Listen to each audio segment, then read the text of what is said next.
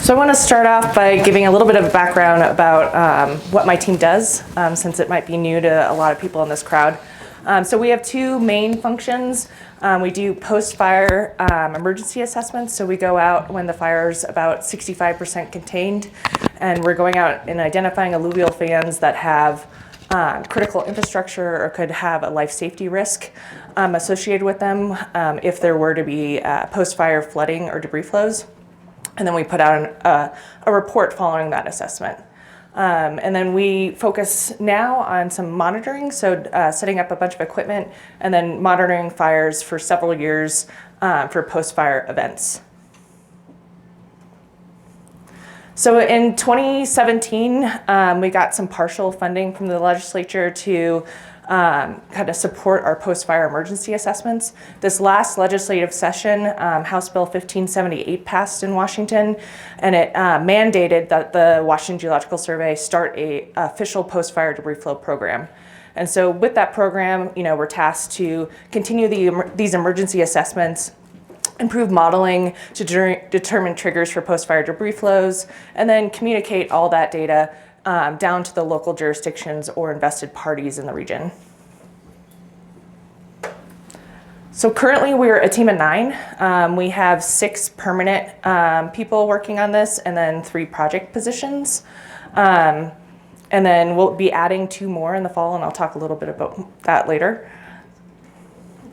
So for the monitoring equipment, prior to 2021, we were mostly throwing a tipping bucket gauge out here or there, and we weren't really monitoring for the events after that. But then in 2021, Washington State had a significant fire year, and we realized we maybe should get on the ball and really start an active monitoring campaign.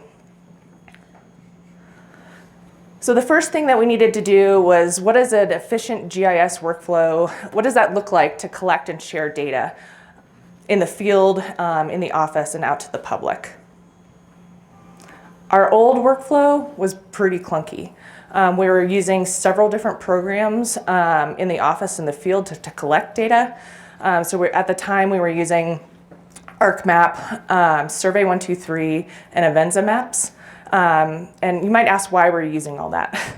So the Avenza maps, if people haven't used that before, you can export maps or PDF maps from ArcMap, and then in Avenza PDF maps, you can geolocate yourself, you can see the features you've mapped, you can take notes.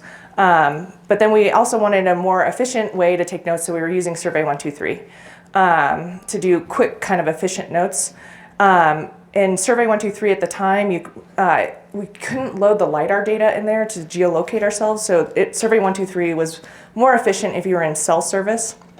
But this was pretty clunky. For an individual field area, so if we're talking about mapping in a quad, for just a quarter quad, we were making 16 maps to take out into the field, because in Avenza maps, everything's static. And so you're flipping between maps, and then we found out some people like to take notes in PDF maps, some people like the Survey 123, and so archiving all that data and bringing that back was super clunky. And so we really wanted a new workflow that was rapidly deployable, easily shareable, and easy to collect data in the field and in the office. So we totally drank the ArcGIS Kool-Aid, and now we're using ArcGIS Pro, ArcGIS Online, and Esri Field Maps. And so this is a really efficient work system for us. So we can make, in this case, we're making 2 maps with a variety of feature layers that we need for the field. We can push all that data up onto ArcGIS Online, which my whole team has access to. We have 2 web maps in there, one for assessments, one for monitoring. Then we can download the data offline and use that in Esri Field Maps to take notes and to geolocate ourselves. So this new way is working for us. It's working pretty well. There's some minor challenges and some ongoing renovations that we're trying to solve. Initially, when we were taking notes, we all want to take photos of what we're documenting. And so pushing all those photos up to ArcGIS Online and then trying to download data off of that to offline sometimes wouldn't work. And so now we've created scripts to strip all those photos out, archive them, and so those maps are more manageable to download offline. LiDAR was also an issue. We had to create tile packages for each individual field area, but it was just announced last week that the Geological Service is a part of DNR, so it's a huge agency. And so our IT team has made the statewide LiDAR available offline use for us, which is pretty cool. So the great thing about also having this in ArcGIS Online is we can push all this data out and do some public outreach. So we've created a Postfire debris flow dashboard. This was published in the last couple months.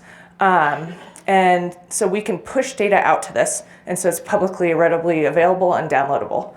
So on the left, these are all the post-fire emergency assessment reports that we've done. And then that number in the bottom there, since 2021, we've had 119 post-fire debris flow events. If you zoom in, this is a dynamic number, and so you can zoom into a specific fire and we'll show you the exact amount of events that have happened in that fire. And then it's hard to see, but there's a tab you can see types of events. So you can see how many debris flows versus hyper-concentrated flows versus flood events happened in that fire. So if you click on one of those, the fire names on that left-hand column, it will zoom to that fire. You can then click and download the assessment report, so you could get that right off the website. And then all these little colored dots, those are post-fire events. And so you can click on one of those dots and it'll give you more detailed information about that event. So when it occurred, time, date, and what type of event it was. We also have telemetered weather stations in these fires. And so you can click on that point and a pop-up says view live weather data. So you can click on that and see the weather data in real time. And so these weather stations are set up for 5-minute report outs. And so us or the Weather Service can be looking at these and determining how much rainfall is on the ground at the time, and is there a probability, or could a debris flow happen with the amount of rain that's come in. So the next part of my talk, I'm going to be focusing on the trials and triumphs of post-fire monitoring. Like I said, we're brand new to this game. We've only been doing this since 2021, so there's been a lot of lessons learned.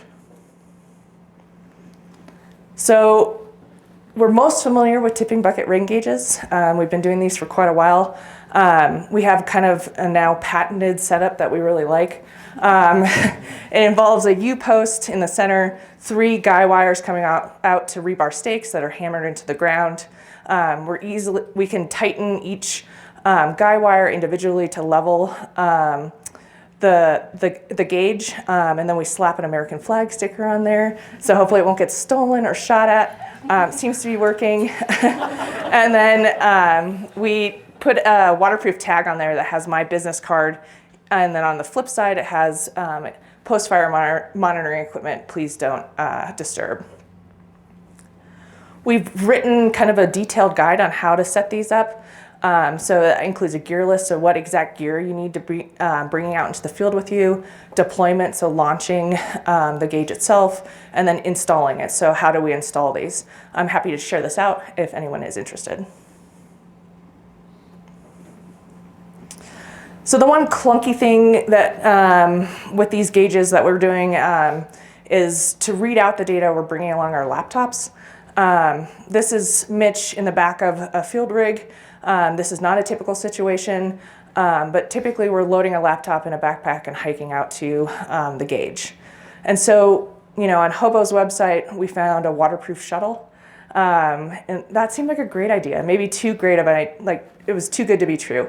But you didn't have to bring your computer on. There's like flashing lights that tells you, yes, I'm downloading the data, or I'm relaunching. And we were like, this is awesome, until you go back the following field season and you come back to all your gauges say invalid delay value, please contact technical support. And all of your data is back in January 1st, 1970. This was not helpful. Maybe if we had read the manual a little bit closer, there's an internal clock on these that we didn't set. So it was user error. We're now using, they have a base station one. We're still lugging around our computers, and we're too afraid to try the waterproof shuttle again. So July 4th, 2022, there was a major convective thunderstorm that tracked across 4 burn scars up in Okanagan County. We got to test out our tipping bucket gauges. They collected rain, a lot of rain. You can see, it's hard to see on this map, but a lot of our gauges are actually in the valley. They're not at the top. We've kind of corrected that in the following years, but at the time we didn't have land access or permits to put anything up towards the top. So you can see, this, I'm just highlighting 3 fires that were close together, but there's a 4th fire included as well. We had about 60 post-fire debris flow events after that storm. So I mentioned they were in the valley. The one thing that we got to test is, does our gauge stand the force of a debris flow when it gets hit? There's an image on the right, that's LiDAR data. We actually didn't have LiDAR data at the time when we were installing these gauges. We thought we had positioned the gauge far enough down out of the path of harm's way. That was not the case.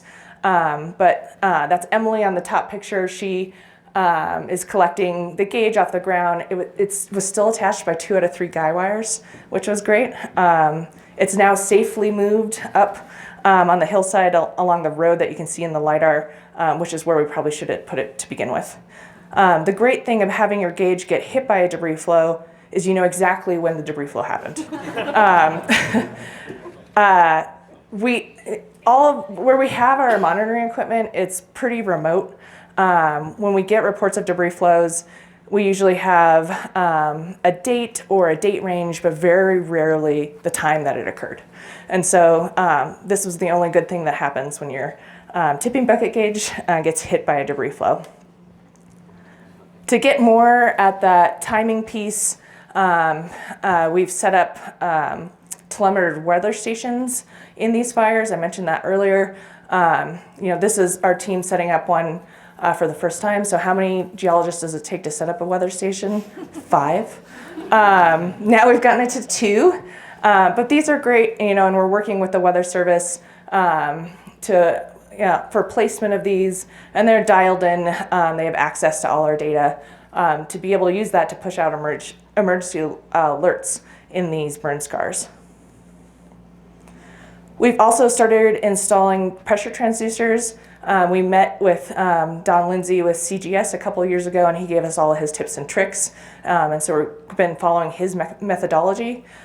So we're looking for areas that are that have relatively competent bedrock and are in a transport reach. We're focusing on areas that when we're doing field reconnaissance on the fan, we've seen histories of past debris flows. We're also focusing on drainages that have a high probability modeled by the USGS model. And then we're also aiming to put these pretty close to our rain gauges, so within 4 kilometers, or more preferably in the same drainage. We only have 3 of these installed right now. We only had 1 last year, so we're doubling each year maybe. And we haven't had a flow in any of these drainages yet, so I don't really have, they seem to be working.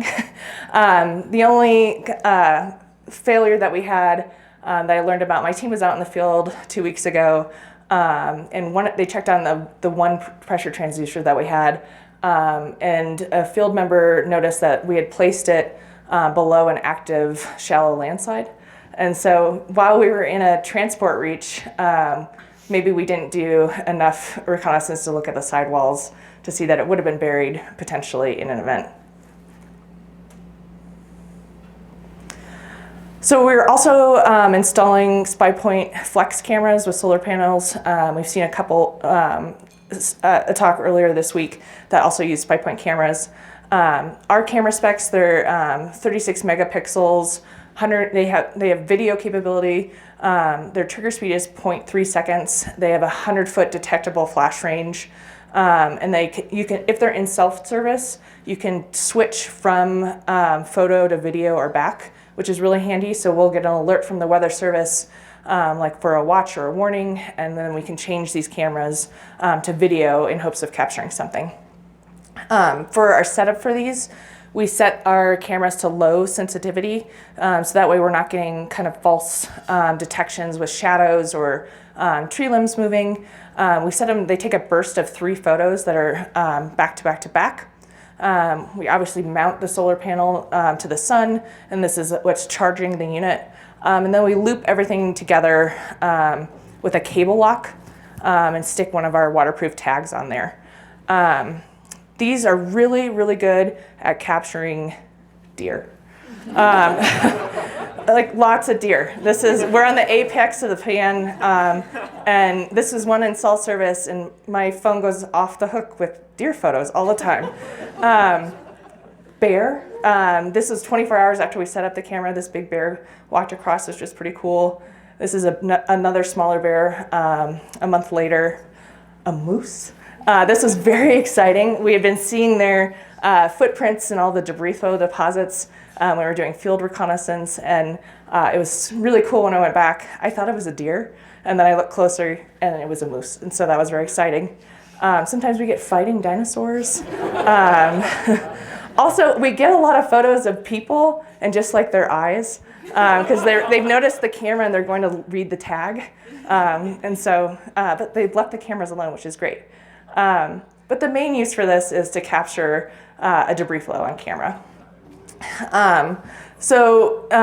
We hadn't switched this to video. This is just that burst of 3 photos, and I've thrown like a before and after photo in there. But you can see in these like 3 successive photos, the large amount of woody debris and boulders, and just a sheer volume of material moving through this drainage really, really quickly. And we know exactly when it occurred, 2:20 p.m. On July 10th.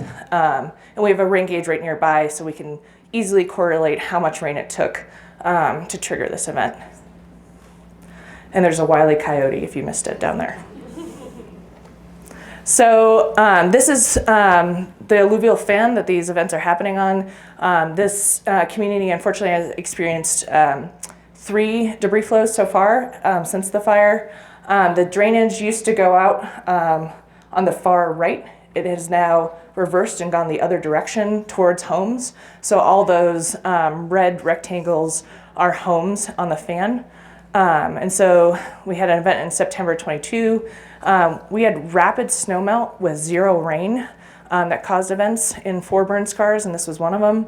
And then that July event was the largest event, and it had the most amount of rain, but it impacted the homes. The only good thing about the placement of the homes is this is a forested fan, and so a lot of that large woody material and boulders that you saw in the video, those are getting caught up in the trees, and those homes are mostly just experiencing mud. So it's not really a life safety issue in these homes, but that mud does have a huge economic cost.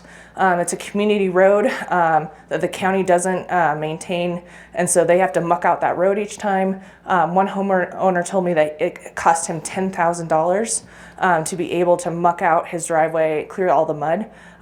This community is mostly second homes from Seattle, and so they have the ability to clear this out, but a lot of communities in this region don't have that.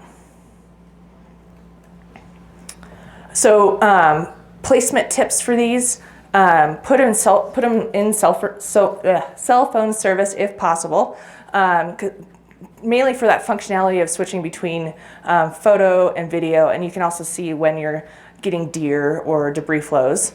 If you're not in cell phone service, we learned that so if you read the manual on these, it tells you to hit format when you put them out in the field. Don't do that if you're not in cell phone service. So that when we did that, it reset all of our settings, so it was on high sensitivity. And so our SD cards filled up right away. And then there's a little button that you can check off or on saying if the camera will transmit those photos. So we hadn't turned that off. And so these cameras were constantly trying to ping the cell service, which ended up draining their battery and dying. Also, you know, cut branches, tie straps. This upper photo, I have like 300 photos of this strap. They're just flapping around in the wind, which is not helpful. The bottom right photo, this is a fan that has hyper-concentrated debris flows or hyper-concentrated flows that come down. It's faced towards the road, so we get a lot of detection from cars. So maybe considering facing this up drainage instead of towards the road. I did want to highlight, it takes really great photos at night.